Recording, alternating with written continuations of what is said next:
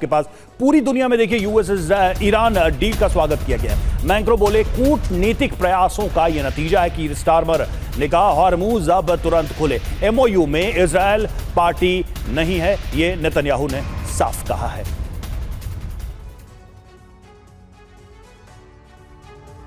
तो डील पर बोले ग्लोबल लीडर कीर स्टारमर ने क्या कहा है? पीएम है ब्रिटेन के हॉर्मुज टोल फ्री हो, एटम मुक्त हो ईरान, ये ब्रिटेन का पक्ष है। फ्रांस क्या कह रहा है? इमैनुअल मैक्रो कह रहे हैं कि हॉर्मुज अब तुरंत खोला जाए, कूटनीतिक प्रयासों का ये नतीजा है। फ्रेडरिक मर्ज ने कहा, जर्मन चांसलर हैं, ये डील डिप्लोमैटिक ब्रेक थ्रू है, वैश्विक अर्थव्यवस्था में इससे जान लौटेगी।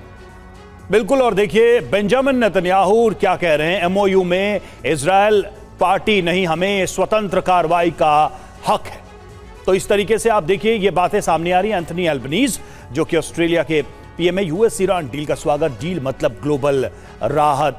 मनीष हमारे साथ जुड़े। मनीष, क्या ये एक डील है एमओयू में जो कहा गया है, या फिर एक ये बेट है? क्योंकि कई बार हमने देखा है कि ईरान को रिलैक्स करके डील में एंगेज करके और तब एक बड़ा हमला अमेरिका करता है। पिछली बार 2 एग्जाम्पल्स ऐसे रहे। क्या ये वैसा ही कुछ है या इस बार अलग है? देखिए, अमूमन तो आप संधि तभी करते हैं जब कोई एक पार्टी सरेंडर कर रहा हो या फिर दोनों पार्टी को यह रियलाइज हो रहा हो कि अब और युद्ध नहीं लड़ा जाएगा। लेकिन यहाँ पर वो बात नहीं है। दोनों पार्टी में से किसी के ऊपर भरोसा नहीं है, पहली बात। दूसरी बात है कि अभी तो 19 जून में भी 4 दिन बचे हैं। इस 4 दिन में बहुत कुछ और मजे स्ट्रेट पे होने वाला है, वो भी देखिए। और जो तीसरी सबसे अहम बात है कि 40 दिन के जंग के दरमियान और उसके बाद अमेरिका को और इजराइल को पता नहीं चल पा रहा था कि ये 450 किलो संवर्धित यूरेनियम रखा कहाँ है ईरान ने। सारी ताकत लगा दी, सारी जासूसी कर ली, लेकिन पता नहीं चला। उसके बाद उन्हें यह भी नहीं पता चला कि ईरान के नए सुप्रीम लीडर मुस्तफा खमनेई कहां पर हैं, सुरक्षित ठिकाना उनका कौन सा है, किस तरह से वो लोगों से बात कर रहे हैं, कुछ भी पता नहीं चल पा रहा था। तो फिर आप क्या करते हैं? फिर आप डील नाम का एक लालच लेकर आते हैं। चलो भाई, ये लालच लेते हैं, इससे जो ईरानियन अभी तक अलर्ट है वो थोड़ा सा अपना गार्ड को लो करेंगे ताकि आपको कुछ पता चल सके। आपको करजई से बिल्कुल सही बात है मनीष, वक्त की थोड़ी सी कमी है। प्रोफेसर संजय भारद्वाज हमारे साथ मौजूद हैं। संजय जी, जिस रेस्पेक्टेबल एग्जिट पॉइंट की तलाश थी डोनाल्ड ट्रंप को, वो तो मिला नहीं। कोई ऐसी बात नहीं है जिसे वो अपनी घरेलू ऑडियंस के सामने पेश करके ये साबित कर पाए, ये बता पाए कि देखो देखो अमेरिका की जीत हुई, इतने दिन तक हमने जंग लड़ी तो ये हासिल हुआ। फिर डील हो कैसे रही है? क्या मुंह दिखाएंगे ट्रंप अमेरिका के लोगों को? देखिए समीर, साफ है कि ये जो डील, जिस तरीके के जो बातें आ रही है कि 14 जो सूत्री प्रोग्राम पे एमओयू कर रहे हैं, हाँ। ये मुझे लगता है एक एडहॉक अरेंजमेंट है। ये कोई सस्टेनेबल पीस मिडिल ईस्ट में नहीं लाएगा।